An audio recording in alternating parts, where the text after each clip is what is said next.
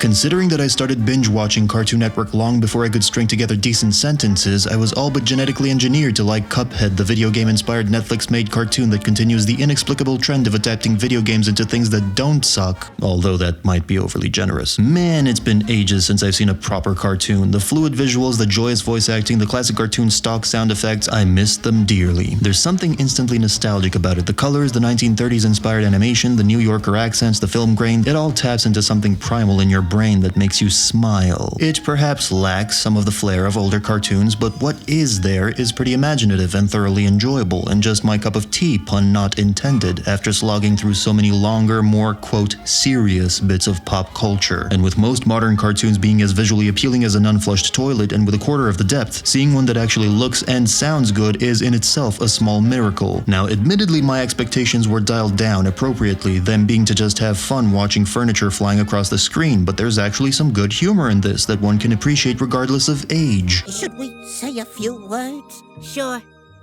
Shoelace, mailbox, slingshot, octopus, bagel, lipstick. Piano on fire, fishbowl shattered, more fire. Boys will be boys. Take it off and I'll give you $10. Oh boy, $10! No, Cuphead, your soul's worth more than $10. Hey, you're right! Make it 20. And much like the game that inspired it, the Cuphead Show isn't afraid to sneak the odd dark element under its skirt. In a vacuum, this doesn't necessarily warrant brownie points. Older cartoons used to do this all the time. But to see it in this day and age brings my misery-infested brain joy. Structure-wise, despite what the first 10 minutes might imply, the episodes are not interconnected, much like most cartoons back in the day. There is an overarching plot, but most of the episodes are standalone. The song numbers fit the setting well and aren't overly frequent, and you can tell that they really paid attention to the source material such as it is, even though they didn't need to. They actually adapted the various NPCs and bosses that you encounter in the game well, fleshing them out and expanding their personalities. Part of the fun in this type of show is seeing how they personify the various animals, plants, and household items, portraying frogs as bullies, dice as devious, there's a verbose swindling potato, a witless emotional onion, and a yes-man carrot. A yes carrot, as well as an eggplant bouncer. Wait, an eggplant bouncer? That's racist.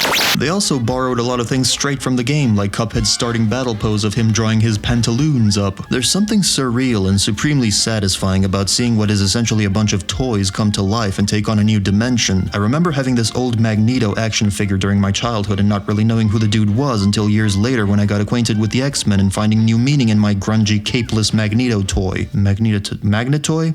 Magnetoy. Uh-oh, here comes a female vessel. This could spell trouble for holy shit, that's Grey Delisle. She's one of my favorites. My ears are so attuned to her vocal cords by now that I'd sniff her out of a Brazilian death metal show. She and everyone else are very good at molding their voices to fit the fast-paced, high-energy style of Cuphead. This isn't going to be a very long review because I feel like you're either sold after one look at this or cartoons just aren't for you because you're emotionally bankrupt or somebody's dad. So in summary, as if this needs one, Cuphead is a joyfully animated, deliciously energetic, and heartwarmingly unpretentious instant classic or modern classic or however that term goes, rife with mayhem, replete with a fun take on the devil character, tempered by the both simple and effective theme of brotherly love.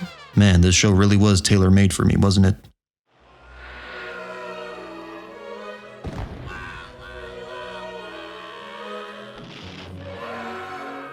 Now I really want to play the game again, which will make me want to rewatch the show again, which will reset the cycle, and that's how these things usually go, isn't it?